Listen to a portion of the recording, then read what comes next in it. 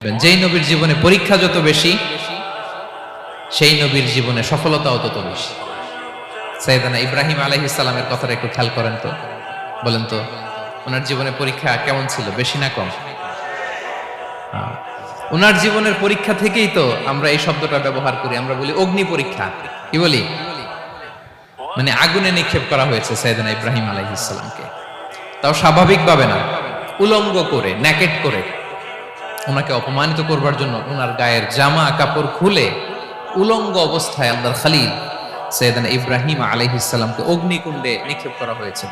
এরকম এক্সপেরিয়েন্স এই অডিটোরিয়ামের ভেতরে আমাদের কখনো হয়েছে?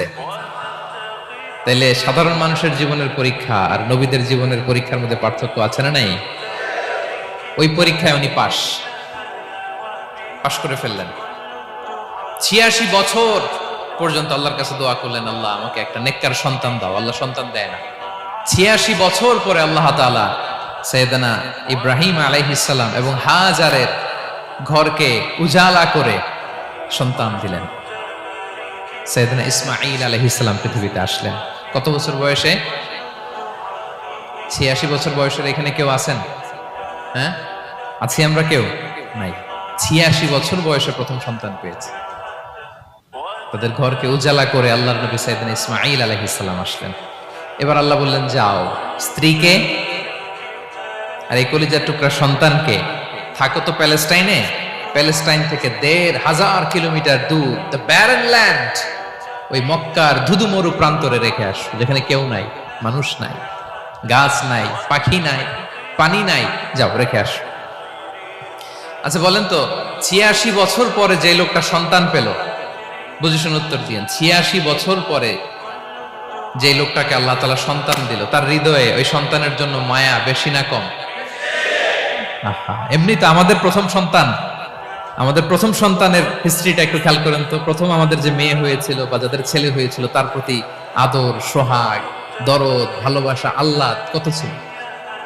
আর ৮৬ বছর বয়স আল্লাহ তাআলা ওনাকে সন্তান দিলেন, দিয়ে বললেন, যাও হাজারকে আর ইসমাঈলকে মক্কার ধুধুমরু প্রান্তরে রেখে আসো। আল্লাহ তাআলা বলতে দেরি, চলে যেতে দেরি নাই, মুহূর্তে উনি রওনা হয়ে গেলেন। সুবহানাল্লাহ পড়বেন না? রেখে আসলেন মক্কার ধুধুমরু প্রান্তরে।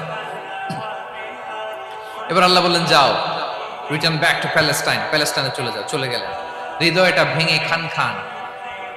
অনেক বছর পরে আল্লাহ তাআলা আবার অনুমতি দিলেন, যাও এবার ছেলেকে দেখে আসতে পারো, যাও প্যালেস্টাইন থেকে আবার মক্কায় যাও। সাইয়েদনা ইব্রাহিম আলাইহিস সালাম প্যালেস্টাইন থেকে আবার ১৫০০ কিলোমিটার পথ পাড়ি দিয়ে, এখনকার মতো ফ্লাইটে যায় না, গাড়িতেও না, উটে করে। কিসে করে? উনি যে কতবার মক্কা থেকে ফিলিস্তিন এসেছেন আর গিয়েছেন, কোনো ইয়ত্তা নাই, হিসাব নাই।